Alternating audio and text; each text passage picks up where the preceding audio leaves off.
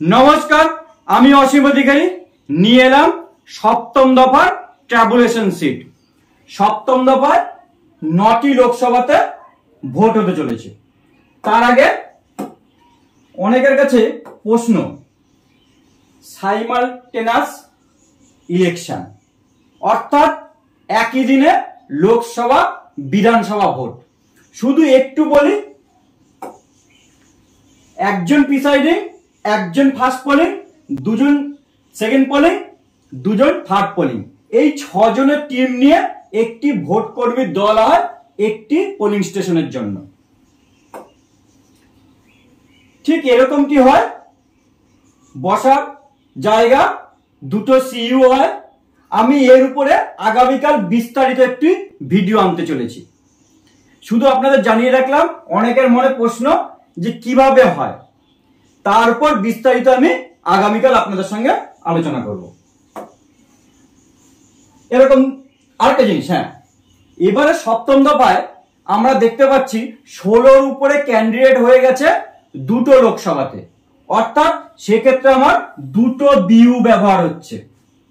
এই দুটো বিইউ পাশাপাশি তাদের বাদিকে ভিভিপ্যাট, অর্থাৎ 16-র নিচে ক্যান্ডিডেট বা 16 হলে একটা বিইউ, 16-র উপরে উঠে গেলে দুটো বিইউ।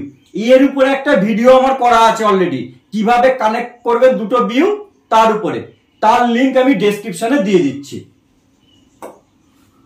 আসছি mock poll tabulation sheet 7th phase.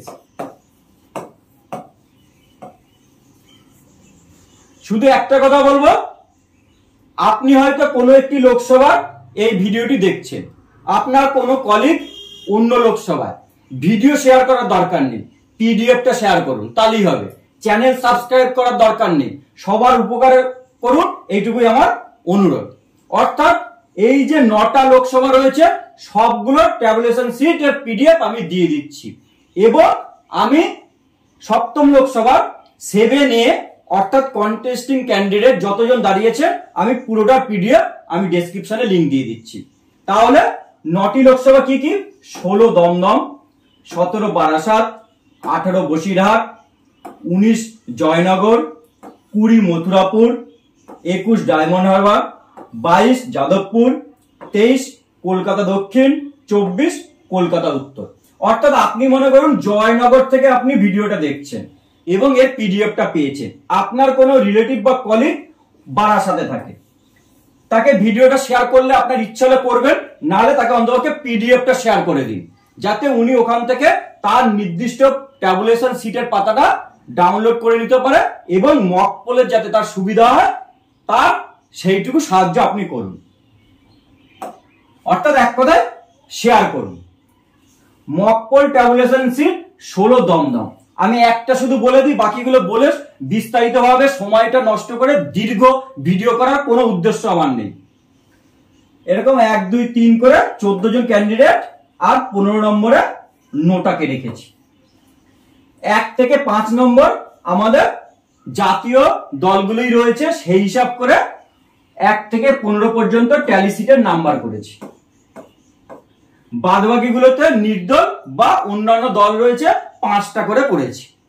যদি আপনাদের মনে হয় 5টার অধিক হবে, তখন এর নিচে 6, 7, 8 লিখে নেবেন, কোনো অসুবিধা নেই।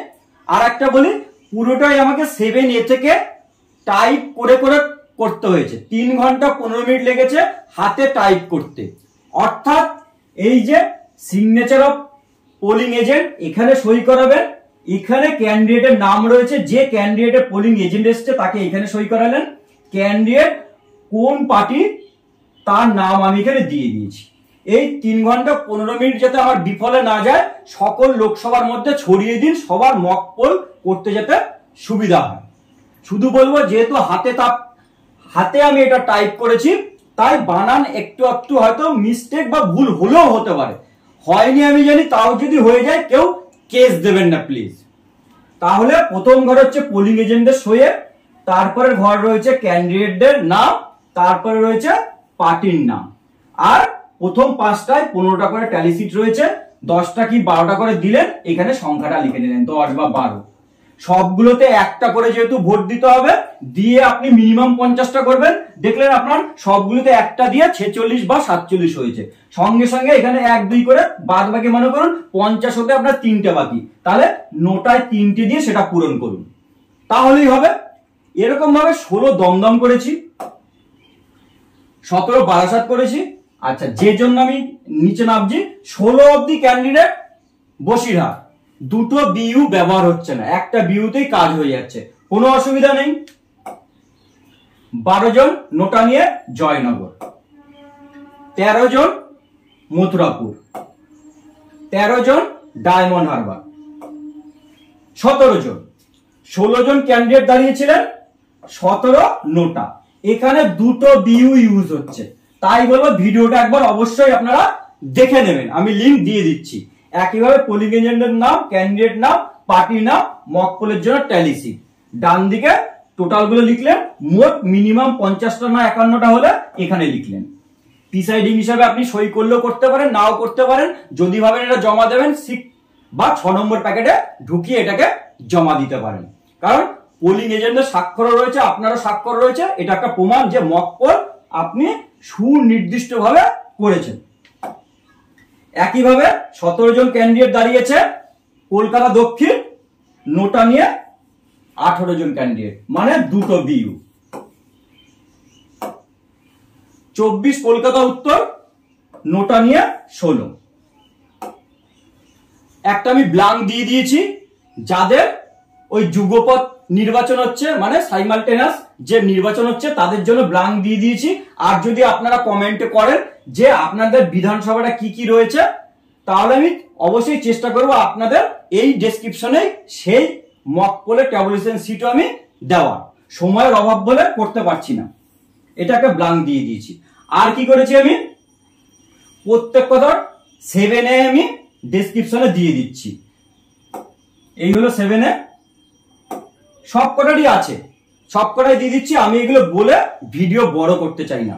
তাহলে স্যার ম্যাডাম একটাই কথা, একটাই অনুরোধ, জোরহাট করে অনুরোধ, যত ভোট কর্মী আছে সপ্তম দফায় সবার মধ্যে ট্যাবুলেশন শিট আপনারা ছড়িয়ে দিন, যাতে মক পোলে পোলিং এজেন্টের সঙ্গে কটা ভোট দিয়েছে এই নিয়ে তর্ক বিতর্ক না হয়।